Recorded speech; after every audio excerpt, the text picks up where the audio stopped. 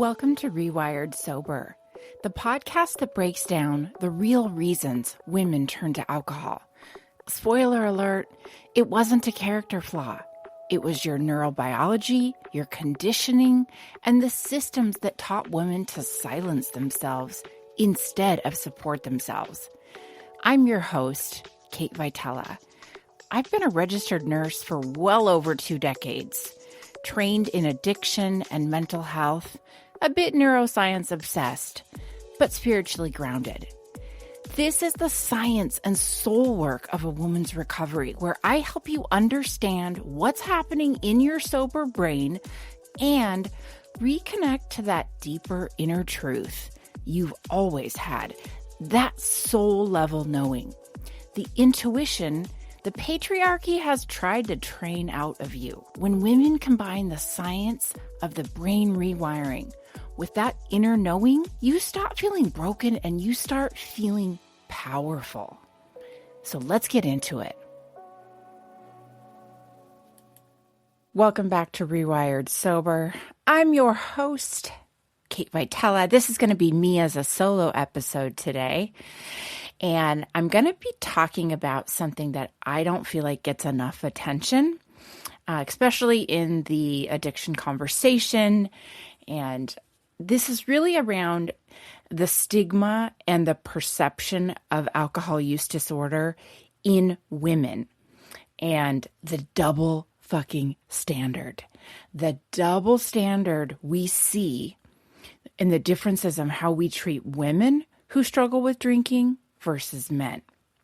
Now, this started based on a conversation I was having with a colleague about encouraging essentially a male family member to, quit drinking. How does the family address it? Should we have an intervention? How can we encourage him to go to treatment, or how can we make this person go to treatment? What can we do? This sort of exhaustive place that family members get to when they cannot get through to someone who they clearly know is struggling. And of course, my advice I always go to is you can't make anyone get sober. You can't force that on them. They have to want to do that. They have to make the decision themselves that this is time for change, right? And then we, of course, went into the conversation about how not to become codependent and how not to let your own mental health spiral when you're seeing a family member struggle. And because my colleagues and I are typically 40s, 50s, 60s-year-old women, and we are, most of us feminists, educated in psychiatric nursing and the goings-on of the world, we have some really interesting conversations. And so before we were done with this snippet of deep dive in the nurses station, before I walked away, I said, okay, well, let's look at this from a feminist frame. How much of this conversation are we having about how we cannot help this person? We can't do anything. There's nothing we can say. We're walking on eggshells because he's a man.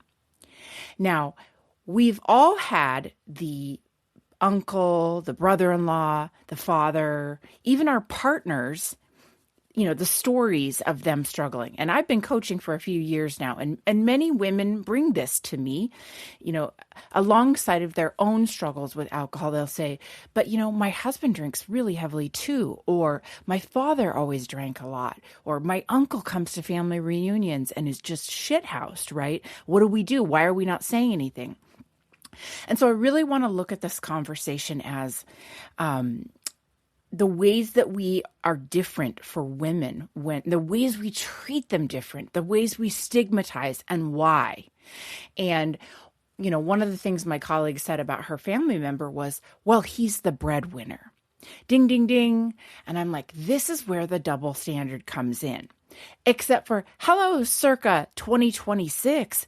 Women are working, and nurses are typically the breadwinners of their family. I mean, not always, right? But for the most part, when I'm talking to registered nurses, we've been in this game for 20, 30 years. We make good money, and a lot of us are breadwinners of our families, or we are contributing to 50% of the income. So you would think, like, how does this even relate anymore? It doesn't even have anything to do with it anymore. Most women are working outside the home, and a lot of women are breadwinners. So are we still tiptoeing around a man who's drinking too much because of the income? And I really got curious on this. And I started to do some of my own research beyond what I know anecdotally. And what I said to her was, can you imagine if that story you just told me about your uncle in the family and how you're really trying to help him, can you imagine just for a minute if that was a woman? Imagine if that was your aunt. Oh, the conversation would be different. Because women don't just face addiction. Women face additional stigma, plus the biology and the social expectations, and all of it layered together. And when you start having conversations about that, and when you start understanding that, something really important happens as women, and collectively when we sit together, you stop asking, what's wrong with us? What's wrong with me? And you start asking, how did we get here? What happened? And what am I carrying that was really never mine to begin with?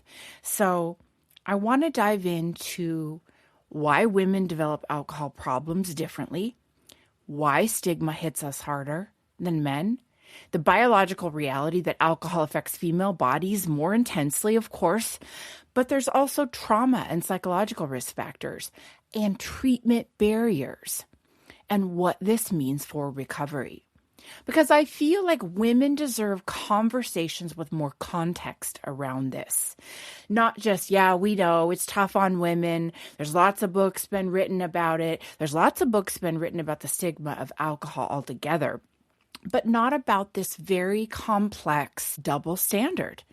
And the reason I'm so passionate about it is when I was really struggling with my drinking and my family was coming to me with whatever strategies they knew for interventions, the first thing I thought was, but my uncle drinks twice as much, but my brother-in-law, but the family friends, right? Or I constantly was looking at the men in my family and thinking, they've gotten DUIs, they've wrecked cars, they've lost jobs, they've broken bones, made complete assholes of themselves, and we didn't raise hell like we do when it's a woman. And why is that double standard? I remember talking to my mom about this. Like, why is it such a big deal that I'm drinking too much when your friends have male sons that are my age and they're not getting this much heat? I felt like I was getting the heat from the world. Like, you're a piece of shit person. You're a bad nurse. You're a bad wife. You're all the things. And I just kept looking around like, this doesn't feel right. And even when my husband was struggling with his drinking, the consequences kept piling up. And I remember thinking, oh my God, can you imagine if that happened to a woman? Fucking front page of the news. And not only would it say woman, it would say nurse and mom of 3, does this, that, and the other. We would certainly bring in her womanhood, right? And so let me get into this a little bit. And as I started to do some research about what's been written about this, I'm here to tell you guys, I laughed my ass off because the first article I came up to, and I printed it out because maybe I'll tack it to my corkboard just because it made me laugh, but it was also like, yeah, fucking that tracks. PLS Global Public Health. It's a research article. The title, When a Man Drinks Alcohol, It's Cool. But when a woman drinks, she's a hoe. A qualitative exploration of alcohol, gender, stigma, and sexual assault in Moshi, Tanzania. And I read through this article, and it really emphasizes a lot of what I'm going to be talking about.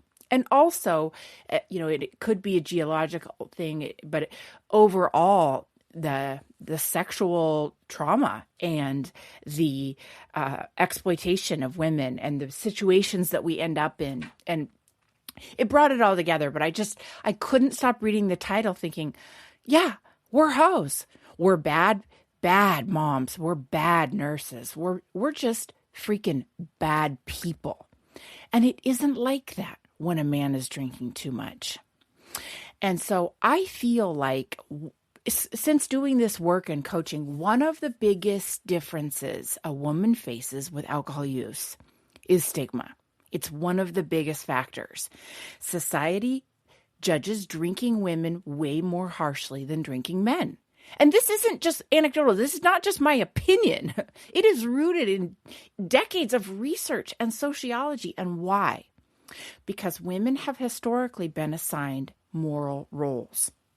The caretaker, the mother, the stabilizer, the emotional anchor of the family.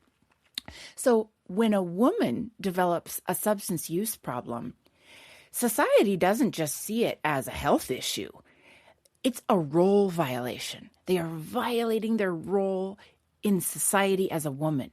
And a woman that drinks heavily is labeled irresponsible, selfish, immoral, a bad mother, a bad partner, right? And when a man drinks heavily, you often see it framed up as they are stressed with their lives. They're struggling.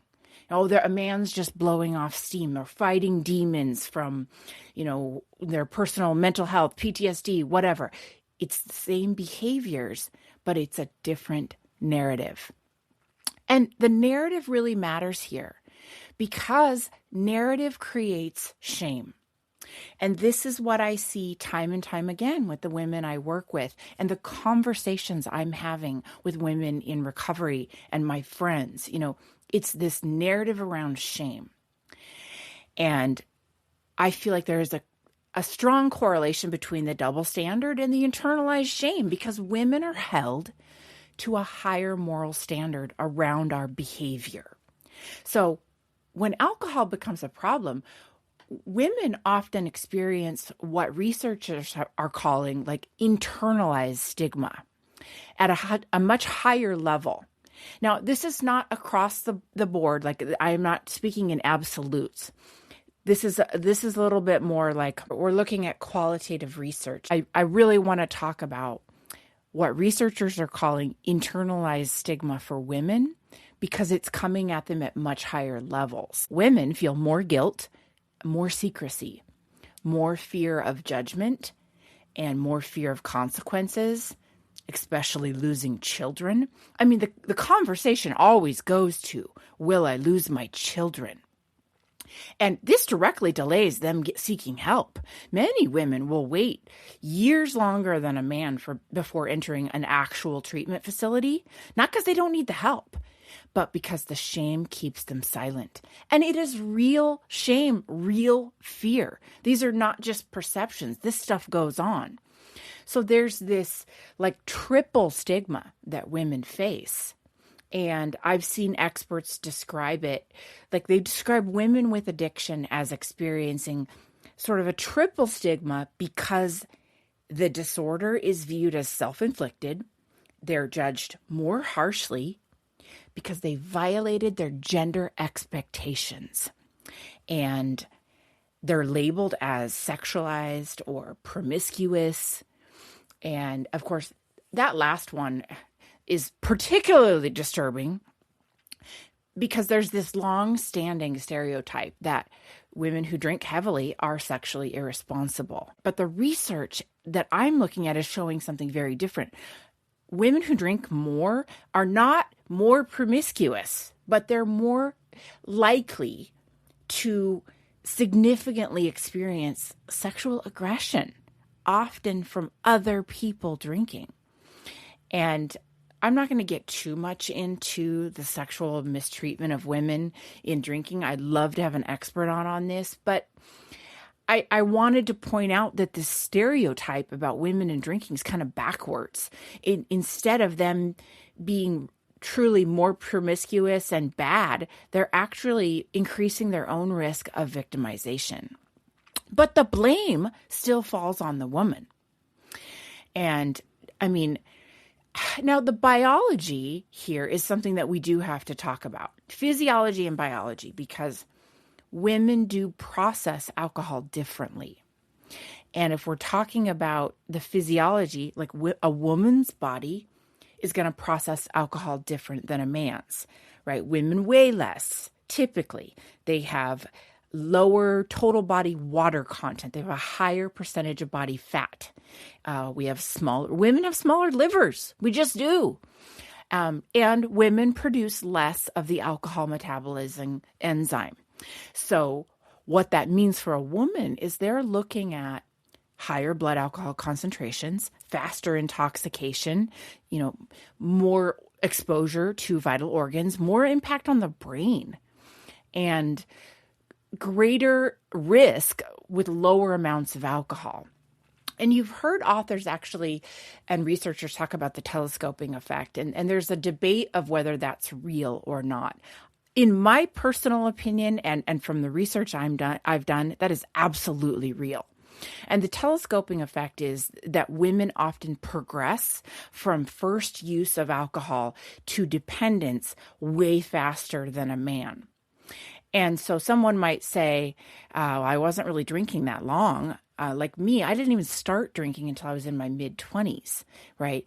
But women don't always need to be drinking as long as a man. There's other factors. Hormones come into play. Estrogen and progesterone, they influence reward sensitivity in women and mood regulation and stress response, cravings, especially as for us at middle age, and hormonal fluctuations across our menstrual cycles, our pregnancy, postpartum periods, not to mention the fertility treatments that women go through. And then, women my age, perimenopause and menopause. All of this can change how substances feel and how cravings emerge. I mean, perimenopause, we could do several episodes on that. That alone is a huge vulnerability window for many, many women because of the sleep disruption and the mood swings and the anxiety spikes and the internal identity transitions that we often talk about. And we know that alcohol shows up as a coping tool, not because these women in our lives are weak at all, but because our nervous system is under a tremendous amount of strain. So there's hormonal and there's biological processes in place here that make it a lot more challenging for women when drinking. And again, that leads to stigma of, well, look how much of consequences they had, or look at what alcohol did to them. But we're not talking about how sensitive women's bodies and physiology is to alcohol as a poison. And we also don't research alcohol on women very often. Why? Because of all the reasons I talked about. Women are very tricky to do research studies on because of the fluctuation in hormones, because of the estrogen and progesterone and the mood dysregulations and the sensitivity. So most of the studies that we see done on impact of alcohol is on a man for simple reasons that it's just easier to do it on a man because their hormones don't fluctuate. So women don't even have the information, right? We're not having these conversations. And, going back to this telescoping effect is I've seen more information debunking it than actually supporting it, when I feel like it's absolutely a real thing, that we are a shorter time to addiction to alcohol than men. It's like, seeing through a telescope when it zooms way in. As a woman with a smaller body structure and, hormone and physiological differences, you can drink less, start later in life. I had a client the other day talking to me about how she really didn't even drink very regularly until the pandemic. And then, a few years in, she's got a problem with drinking. She feels her drinking is problematic. And that's a perfect example of telescoping, that as a woman, she was at the right time and place in her hormones and her life, her stress levels. And she started drinking in 2020 as a 43-year-old woman, and just drinking a couple glasses of wine at night because of the stress of the pandemic. And the next thing you know, she's dependent. Whereas, her partner could have been drinking, her male partner could have been drinking for years and not gotten there. And so immediately it's like, oh, what's wrong with her? she's bad. She must be screwed up. She must have all these other, co-occurring issues. No. It's the telescoping effect. And this is something that every time we bring this up for women, it's like, oh no, that's not a thing. Yeah, it's a fucking thing. Okay. I mean, Ann Dowsett Johnson, the author, does a really good job of talking through these topics as well. And that's why I like to talk about this from a feminist perspective, is because so much of this is brushed under the rug. And, we don't have these deep conversations about how it's kind of unfair. I mean, this double standard is real. And what it does to women is internalized shame and stigma, and the stacking on of guilt and shame and depression. And not to mention, women coming into this with trauma. Another major difference is trauma exposure. Women with alcohol use disorder have typically very high rates of trauma histories. Not to say that men don't, but women in particularly do. And that is including sexual assault and domestic violence, childhood abuse, and emotional neglect, and, early caregiving burdens. Research will show that a history of sexual assault can increase the risk of alcoholism about threefold. And who are primarily the victims of sexual assault? It's women. And the risk of drug addiction is about fourfold. And so it's not a coincidence. This is our nervous system survival. It was, as we know, alcohol and drugs help. They function as emotional numbing and anxiety regulation. And, if you're in menopause, they even help you sleep at first, and all the things, coping with overwhelming memories of trauma, disassociation. Typically alcohol is not your root problem. It's the attempted solution. And when women are to seek treatment, women and men go to treatment for different reasons. Typically, women are more likely to seek help because of mental health distress, because they are so riddled with depression, anxiety, family concerns. Maybe their family's had an intervention that they're not fulfilling their duties, right? Their physical health is going to decline faster, more rapidly, and more severely, right? So women are entering treatment for these reasons. And men are more likely to enter treatment because they have legal problems, financial problems. They're in trouble with their employer, right? They're getting external pressure. I mean, one study found that 88% of women entering treatment facilities reported feeling very depressed.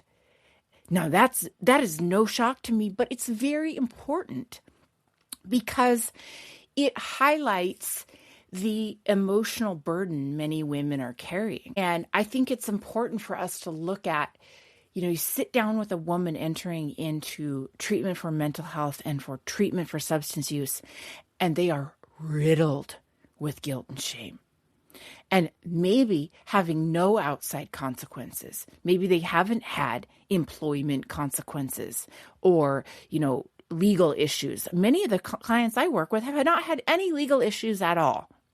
Because that's something that is more likely, again, I'm generalizing, to happen to a man. And now, is that the reason that we say we can look the other way when a man drinks too much? Well, they haven't gotten 3 DUIs and lost their license. Well, they still pay the mortgage.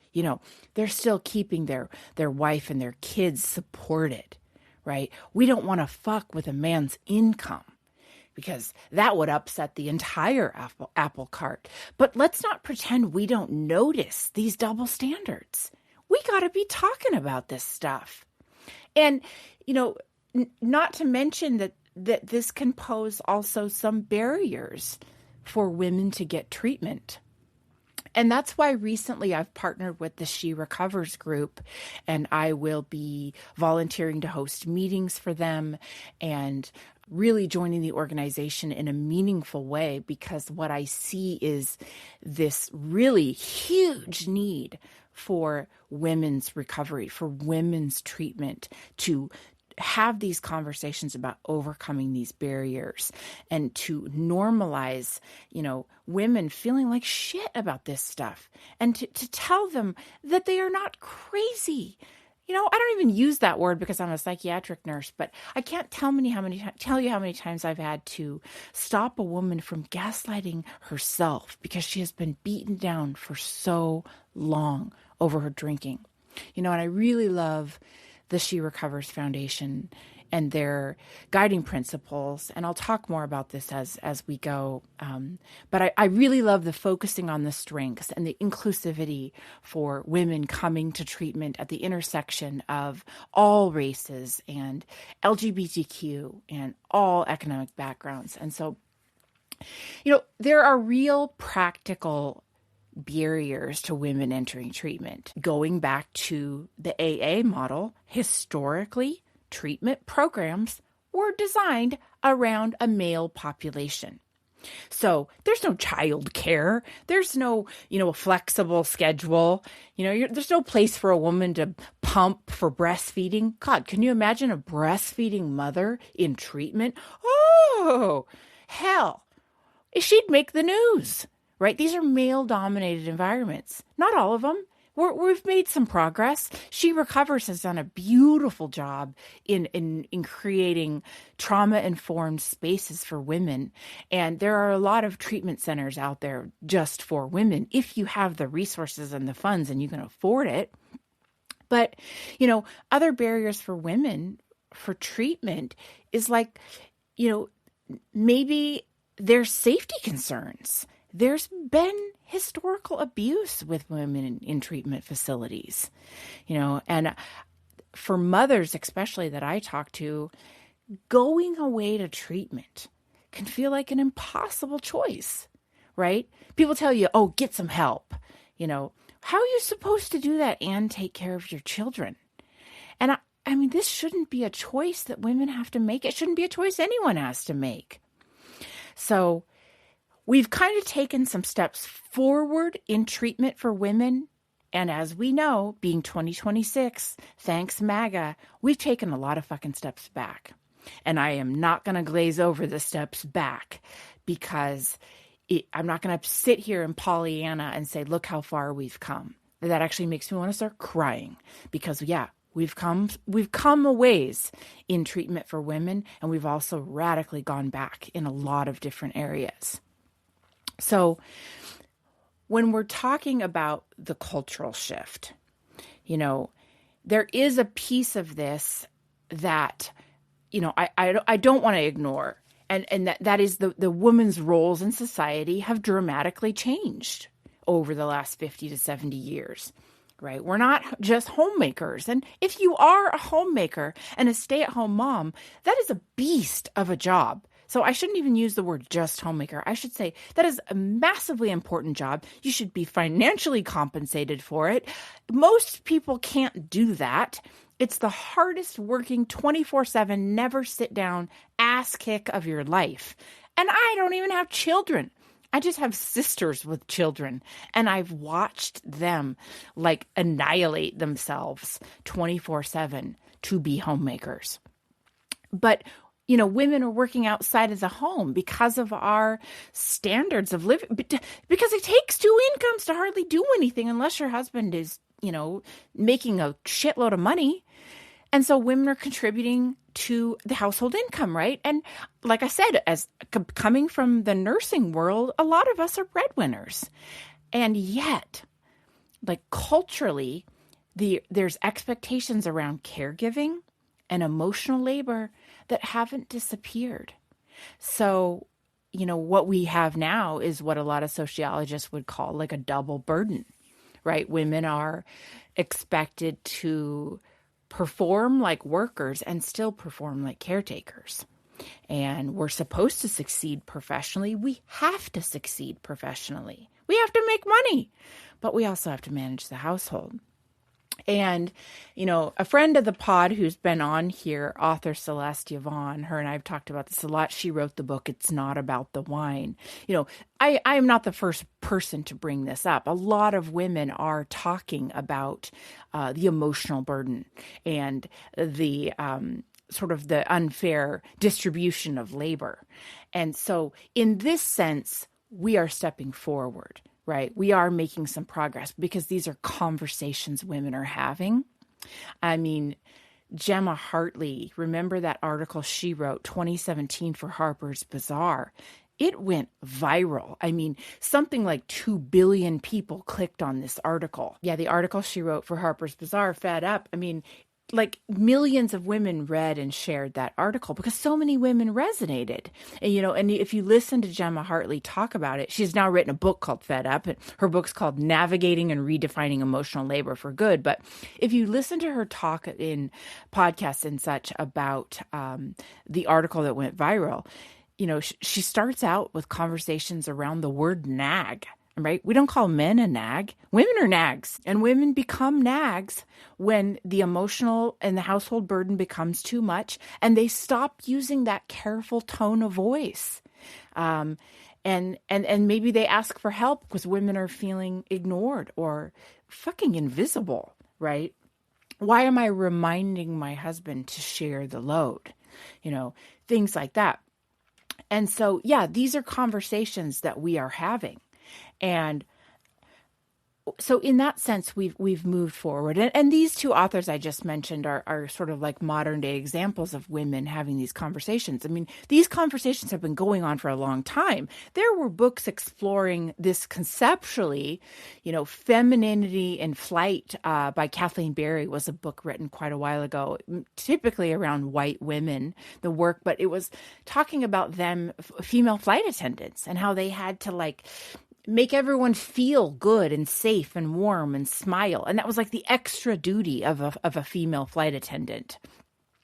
And then the book came out, Cabin Pressure, Luanda Evans, and she wrote more about Black flight attendants and the extra burden that women of color have to really shine it on to make people feel safe and comfortable and be extra nice, not to be labeled as a, angry Black woman. I mean, don't even get me started. That's, again, I would love to have a woman of color help me with those conversations because that is not a place I feel I can go alone as a white woman.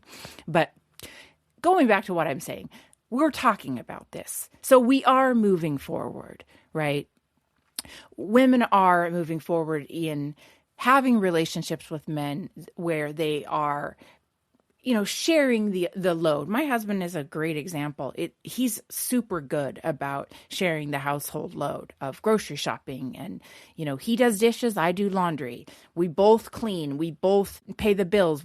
All the things. We do really good at splitting things 50-50. And he does more of the parenting because I am a stepmom. The kids are his. The boys are his. It's not my place to, run that show. But there are a lot of really good men out there that even progressive men that are doing what they can. And yet I still feel like it's important that we talk about this because the amount of emotional load and labor to be present, be attractive, to be healthy, to be patient, to be productive, nurturing, all the things, there's still only 24 hours in a day for a woman, right?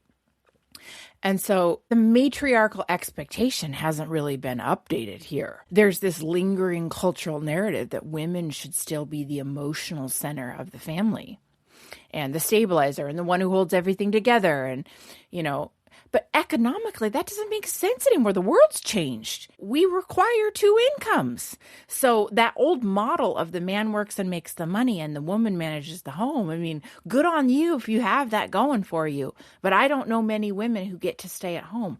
That feels like luxurious. And the women that are staying at home are making incredible sacrifices of their own careers, of their own lives. And like I said, working 24/7 in order to do that. But so we're looking at families with, where women are doing both. They're doing work outside and inside the home. And I feel like when those expectations don't match reality, That's where the strain comes in. And a chronic strain and chronic stress, it increases our nervous system activation. And so it's no wonder for women, alcohol becomes a fast, socially acceptable relief valve. Again, this is nothing new. The mommy wine culture, you deserve a glass of wine. It's wine o'clock, right? I mean, alcohol gets marketed directly to women as relief from overwhelm because of this.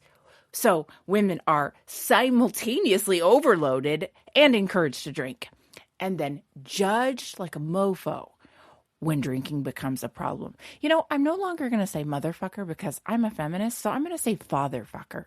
Kidding. Okay, maybe I'll delete that. Never mind. Women are judged like crazy. I mean, the contradiction is ridiculous. And I'll be honest, you know, I really see women right now in fear and anger about the direction that we're going socially. You know, I talked a little bit about some of the advances we've made. We are bringing this conversation to light. Women are writing about it. Quick pause here, folks. If you've quit drinking, you're in early sobriety, no matter what that looks like for you, but you're still feeling bored or restless or struggling, wondering who you even are now, I want you to know that that is not failure. That's the middle. Now, some people call it the messy middle, but I call it the powerful middle. And I coach women one-on-one through the part that nobody talks about, the identity shifts and the emotional literacy and the rewiring. We are not white knuckling. We are not performative. We are not good girl sobriety. We're having real conversations, real insight, real change. So if this is you and you're ready to stop circling the same thoughts and move forward, book a one-on-one call with me. The link is in my bio, or it's on all my socials at Rewired Sober, and I'll put it in the show notes. Because what I've seen is quitting drinking doesn't automatically make you more confident or calm or clear. It just removes the fucking anesthesia. So if you're sober and you're thinking, oh, cool, now I have all these feelings and zero roadmap, I work with women one-on-one to help build that roadmap. And we talk about boundaries and identity, and we talk neuroscience, and we talk about the stuff you don't say out loud. So if this hits, I'd love to see you on a private session. You're not confused. You're in a transition, and that's sacred. Midlife women in sobriety don't need more rules. They need clarity and confidence, and a fucking coach who won't gaslight their intelligence. So hit me up if you're interested. I'd love to meet you.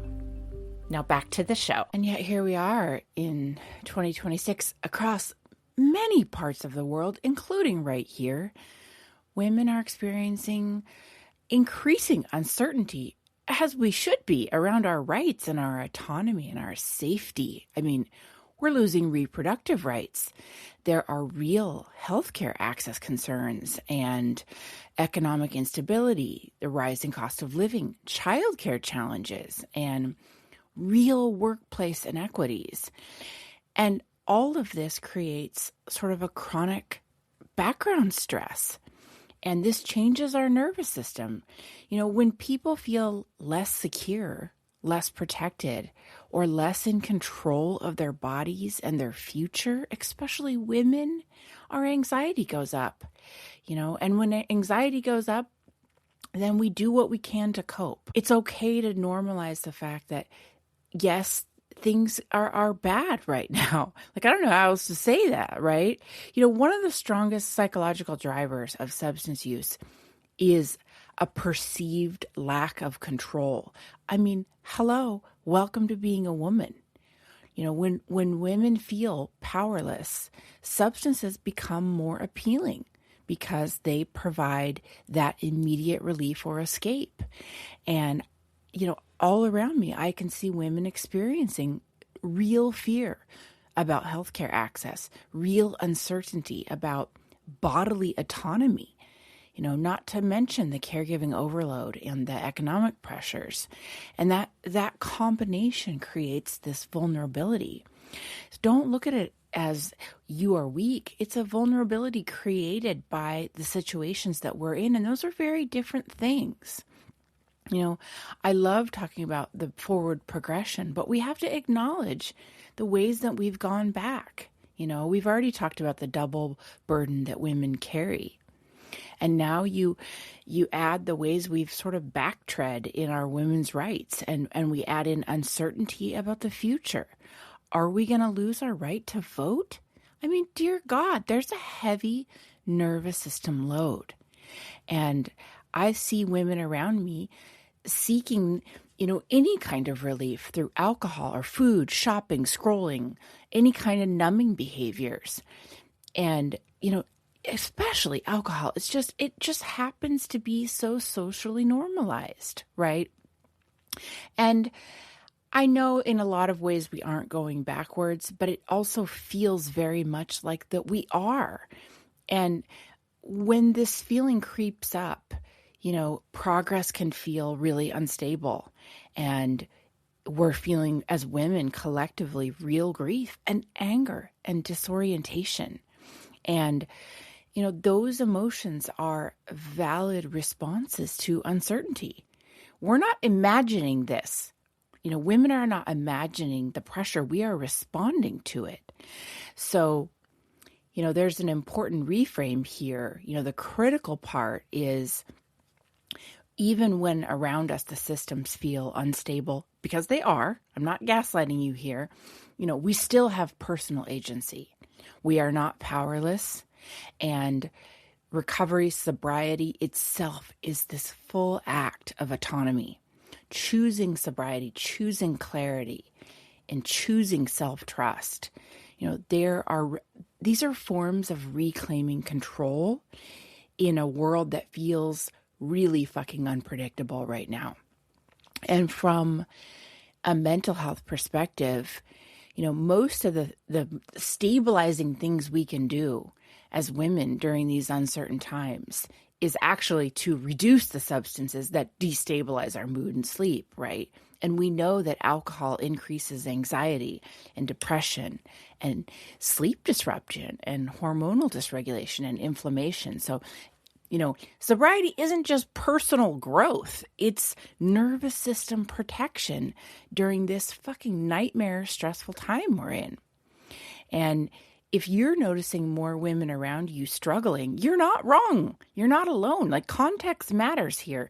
Share this episode with other women, especially if they're feeling this real hypocrisy, this real double standard in expectations for them as women and the judgment from society when you're looking around and the men in your life are drinking and running amok. Sit in spaces where this is talked about and not internalized. You're sitting alone, you're internalizing all this shame, you're scrolling through social media. No, go sit in spaces where we talk about this stuff. I highly encourage women to join a women's only sobriety space. And there are some really good ones out there, the Sober Mom Collective or the Sober Mom Cafe. Again, She Recovers. It's an awesome place for women. And go to a female sobriety coach or a female therapist. They understand these things and they can speak honestly to the nuances of women. And, I highly encourage to sit in spaces where it's okay to talk about all the fucking things. It's okay to talk about the anger. I'm going to do a whole other episode on sacred rage, because we're in this time where it's like a push-pull from both sides. Be a trad wife, sit down, shut up, or you're a libtard. And anger is like this emotion that is so forbidden against women. And gosh, it's so stigmatized against women. Like, we shouldn't feel angry. We should be calm and healed and serene and loving and caregiving. But I'm here to say I feel like rage is fucking sacred right now. Women's rage, especially in shared safe spaces. And I've talked a lot about deprogramming some of the stuff that I was originally entrenched in AA. And to that, I'll say, like, yes, in 12-step recovery and AA, there are women's only meetings, and maybe some of them are awesome. And, you know, I don't want to discourage if that's your path, but I've even heard in those rooms, some women will say, like, well, I can see you have a lot of anger. Like, that means I'm not healed, or I'm not working a program, or I'm not sober, I'm not on a proper journey. You know, I've had 12-step women tell me, well, you really need to work on your resentments. It's like, no, bitch. That means I'm awake and alive and aware of what's going on. And some of this rage is sacred, especially now, to mobilize change. You know, I hate when women are told that they're not allowed to be angry and to keep that shushed and down, especially when we do it to each other. You know, we've lost rights, and we're on the fucking brink of losing more rights. So women don't need to be gaslighting each other. We don't need to be gaslit to be made to feel like we're not losing our rights. We're not in this time. I mean, talk about some mind fuckery. Parts of society, large bodies of men, would much rather we stay focused as women on our looks and our weight and shut the fuck up. I mean, look at capitalism. It's a focus on selling a product that will fix you. And for women, it's typically to focus on products that will improve our looks as, I feel like, a form of distraction. You know, buy this pink bottle of wine, have a mom's day, buy this perfume, this dress, this face cream. You know, it almost makes me laugh, like thinking of another topic of added stress to women. You know, the pressure of personal appearance. Like, is this a diversion tactic so we're not paying attention to real issues in the world? We're worried so much about being skinny and pretty. We don't have time to focus on losing our right to vote. I mean, but the reality is, for a woman to play the game, for a woman to keep up its lashes, its hair, its nails, to get on a GLP-1 so you weigh 80 pounds, get Botox, get fillers, spray tan your body orange, whiten your teeth, right? All of this. And it's, you know, if you step back from it, it's easy to see what a distraction this is from real issues, and a distraction from the ways that we are gaslit. And, you know, my husband goes to a barber every few weeks, gets his hair cut, make sure he doesn't have enormous long nose hairs poking out, rocks his dad bod, make sure he has a clean t-shirt on, and that's all he has to do. Well, meanwhile, I'm over here on the treadmill, you know, and then I'm plucking and tweezing and injecting and shrinking my body, burning, dyeing my hair, you know, all the things, et cetera, just to keep up. And it's this massive fucking double standard. So don't let society gaslight you into thinking it's not. You know, and if you're a woman right now and you're struggling with your drinking, it's not your fucking fault. Now, that doesn't mean that you don't need to take responsibility for it, but stop gaslighting yourself. Catch yourself when these internal shame narratives are going on. Catch your family when they are imposing this double standard on you, because it's real. You will hear many family stories where it's okay for the man to be out running a fucking muck, wrecking the car, doing this, doing that, getting a DUI, getting in bar fights. But for a woman, oh, hell no, right? So I could go on and on and on. But, you know, before I close out, I want to bring this back to an important thing. An important topic here is safety. Because one of the biggest things that women really need in recovery is safety. And they often don't get this enough. Not just physical safety, emotional safety. I'm clapping. If you can hear my hands. When I talk, I always use my hands, and sometimes I'm like clapping. We need emotional safety. And spaces where we're not judged, we're not compared, where we don't have to perform. You know, a space where your story is understood in context, at the intersectionality of all the things women bring to recovery, and or the intersectionality of various races and LGBTQ and backgrounds, you know, and women are healing differently when they feel safe. The nervous system will settle, the defenses will drop. real honesty becomes possible. And honesty is where that change begins. And not to sound like an infomercial, right? But if you're listening to this and you're recognizing yourself in any part of these conversations, the exhaustion and the shame and pressures, even if you're recognizing how confusing things get, one thing I want you to hear clearly is that there are professionals out there who understand the complexities of a woman healing, and there are communities built specifically for this. You're not some rare case. You're part of a pattern that many, many women experience. But patterns can change, especially when we call it out. And, in a lot of ways, the treatment landscape is evolving. We are seeing more trauma-informed programs, and we are seeing more women-centered recovery spaces. We're certainly having more conversations about hormones and nervous system and burnout, motherhood, identity, stress. We're not being quiet about this. And if I do nothing else, it's to be a voice and to not quietly sit by and pretend like this stuff doesn't exist. I see us moving away from a one size fits fucking nobody but a white man model toward approaches that actually recognize a whole human. And even that little bit of progress matters.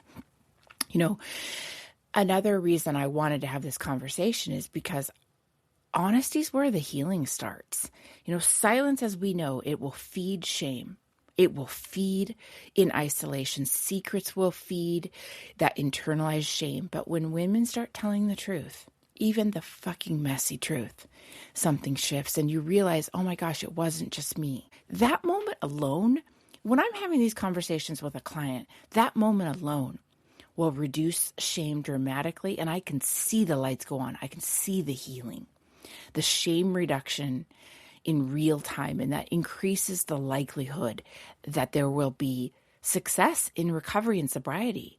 And these honest conversations are like an intervention, right?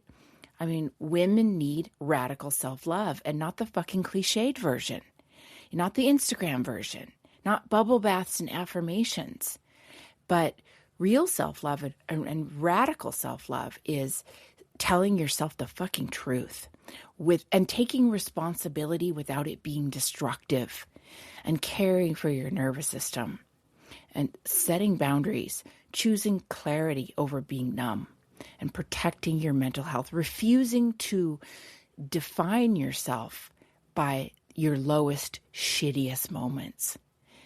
And radical self-love is saying, like, I deserve a regulated, honest, peaceful life. And that's the hope. And that's actually like totally possible. Brains change. Nervous systems regulate. Confidence rebuilds. All right. Our identity evolves. All of this is possible. I've seen it 100 times. I've lived it myself. You're not stuck. And there is support, whether that looks like women-centered communities or medical care or peer connections, coaching. There are options, so you don't have to do this alone. And that's the end of my women's empowerment TED Talk. But if you take nothing else from this struggle that you're going through does not define your worth. Your nervous system has adapted to what's going on, but adaptation can change, and you are fucking allowed to heal and grow. So you're absolutely allowed to build a life that feels better than the one that alcohol was helping you survive. And I'm here for it. Let the conversation continue. I will never stop swearing and screaming into this mic and advocating for women. I'll never stop. That's where I'm at. I'm going to end this now and drink some coffee and take a chill pill. Okay, bye. Thanks for spending this time with me. I love you all so very much, and I mean it.